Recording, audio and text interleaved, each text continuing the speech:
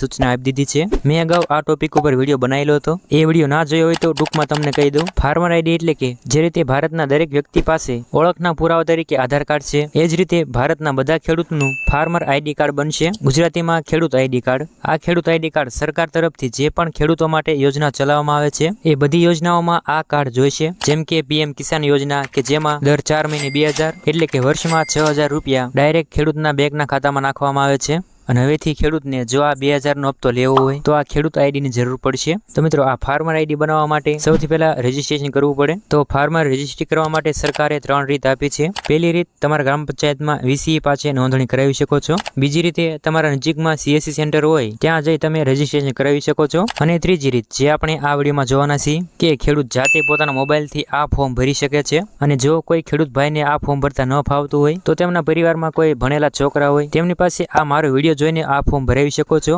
Registration કરવા માટે ખેડૂતને આટલા ડોક્યુમેન્ટ્સ જરૂર પડશે। આધાર કાર્ડ અને આધાર કાર્ડ સાથે મોબાઈલ નંબર લિંક હોવો જોઈએ। 7, 12 અને 8 ની નકલ અને બેંક પાસબુક, જો કે એ ફરજિયાત નથી। તો ચાલો વિડીયોને ચાલુ કરીએ। એ પહેલા મારી એક વિનંતી છે કે આ વિડીયો વધુમાં વધુ શેર કરજો, તમારા વોટ્સઅપ ગ્રુપમાં શેર કરજો, કે જેથી બધા ખેડૂત ભાઈને આ માહિતી મળી રહે।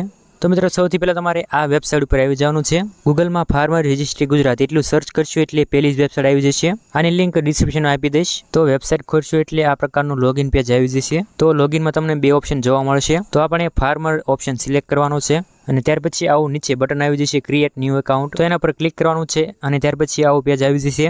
તો આ પેજમાં આ જગ્યાએ તમારે ખેડૂતનો આધાર કાર્ડનો નંબર નાખવાનો છે। ત્યાર પછી નીચે સબમિટ બટન ઉપર ક્લિક કરવાનું છે। ત્યારબાદ આધાર કાર્ડ સાથે જે પણ મોબાઈલ નંબર લિંક હશે એમાં ઓટીપી ગયો છે એ ઓટીપી નાખવાનો છે અને વેરીફાઈ બટન ઉપર ક્લિક કરવાનું છે। તો ત્યારબાદ વેરીફાઈ થઈ જશે અને આવું લીલા અક્ષરમાં લખેલું આવી જશે। ત્યારબાદ તમારે નીચે સ્ક્રોલ કરવાનું છે અને એમાં તમે જોઈ શકો છો અરજદારની પર્સનલ વિગતો। અને ત્યારબાદ નીચે આ જગ્યાએ તમારે મોબાઈલ નંબર નાખવાનો છે। મોબાઈલ નંબર નાખી ગમે તે જગ્યાએ ક્લિક કરવાનું છે અને ત્યાર પછી તે મોબાઈલ નંબર ઓટીપી ગયો છે એ ઓટીપી નાખવાનો છે। ઓટીપી નાખી વેરીફાઈ બટન ઉપર ક્લિક કરવાનું છે અને તમે જોઈ શકો છો આ મોબાઈલ નંબર વેરીફાઈ થઈ ગયો છે। ત્યારબાદ નીચે એક પાસવર્ડ બનાવવાનો છે। તો પાસવર્ડના ખાનામાં ટચ કરશું એટલે આ પ્રકારનું પાસવર્ડનું સજેશન આવશે। જો તમારે પણ આવું સજેશન આવે તો તમારે નીચેનો ઓપ્શન ક્લિક કરવાનો છે ક્રિએટ માય ઓવન, એટલે કે તમારી રીતે પાસવર્ડ બનાવવાનો છે।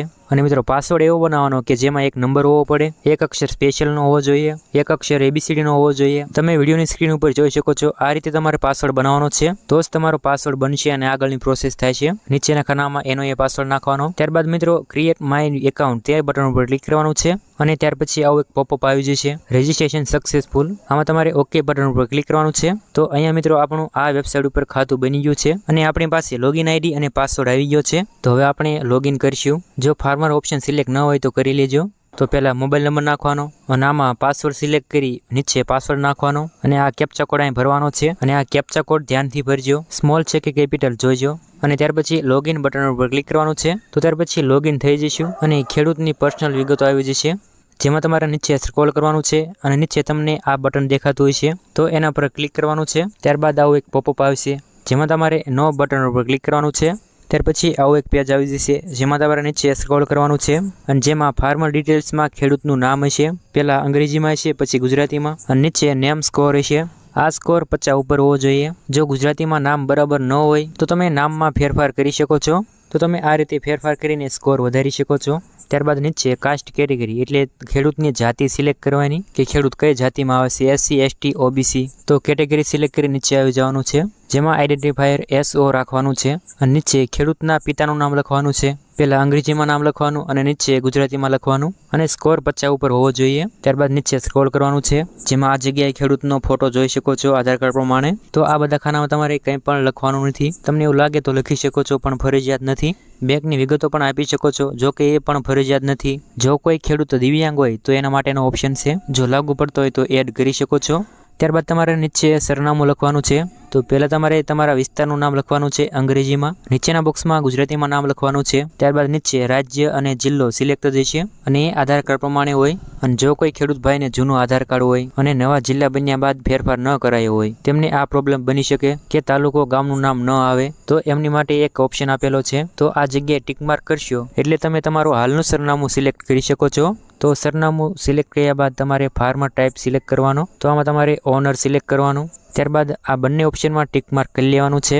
ત્યાર પછી લીલા કલરમાં તમને બે બટન જોવા મળશે, જેમાં તમારે પહેલા બટન ઉપર ક્લિક કરવાનું છે, ફેટ્સ લેન્ડ ડિટેલ્સ. ત્યાર પછી આવું એક પેજ આવી જશે, જેમાં તમારે જિલ્લો, તાલુકો, ગામ સિલેક્ટ કરી લેવાનું છે અને નીચે સર્વે નંબર નાખવાનો છે.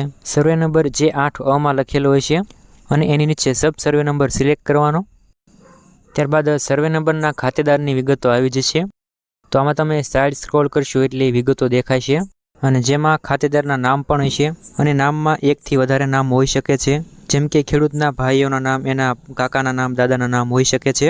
તમારે એનું નામ સિલેક્ટ કરવાનું કે જેના નામને આપણે નોંધણી કરવી છે.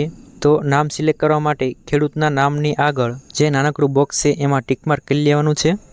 ત્યાર પછી આવી વિગતો આવી જશે અને જેમાં તમારે અહીંયા ફાર્મર લેન્ડ ટાઈપ એમાં સિલેક્ટ કરવાનું. પહેલો ઓપ્શન એગ્રીકલ્ચર. ત્યારબાદ બીજી કોઈ જગ્યાએ કાંઈ કરવાનું નથી.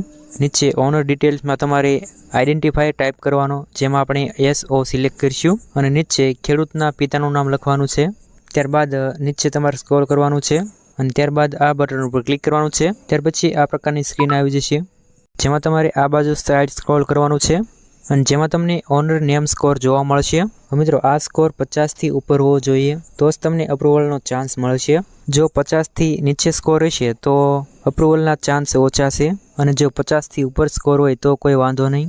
ત્યાર પછીની પ્રોસેસ છે, જે બીજું બટન છે વેરીફાય ઓલ લેન્ડ, તેના પર ક્લિક કરીને આ બોક્સમાં ટિક માર્ક કરી લેવાનું છે. ત્યાર પછી મિત્રો તમારે નીચે આવી જવાનું છે. તો નીચે અહીંયા તમને ડિપાર્ટમેન્ટ અપ્રુવલમાં તમને બે ઓપ્શન જોવા મળશે. તો જેમાં તમારે રેવન્યુ ઓપ્શન સિલેક્ટ કરવાનો છે.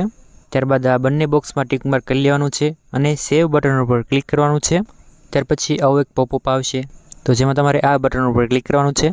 ત્યાર પછી નવું એક પેજ ખુલી જશે અને તમારી સામે આવી એક નવી સ્ક્રીન આવી જશે.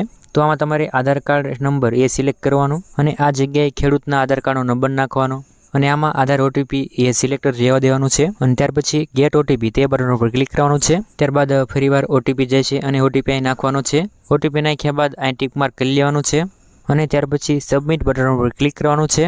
અને જો સબમિટ ન થાય અને એરર આવે તો તમે ફરીવાર લોગિન થઈ છેલ્લે જે આધાર કાર્ડ નંબર નાખી OTP જનરેટ કર્યો એટલી પ્રોસેસ કરી તમે આ ફોર્મ સબમિટ કરી શકો છો. તો મિત્રો અહીંયા આપણે ફાર્મર ID માટેનું રજીસ્ટ્રેશન પૂરું થયું અને તમને એક એન્રોલમેન્ટ નંબર આપી દેવામાં આવશે.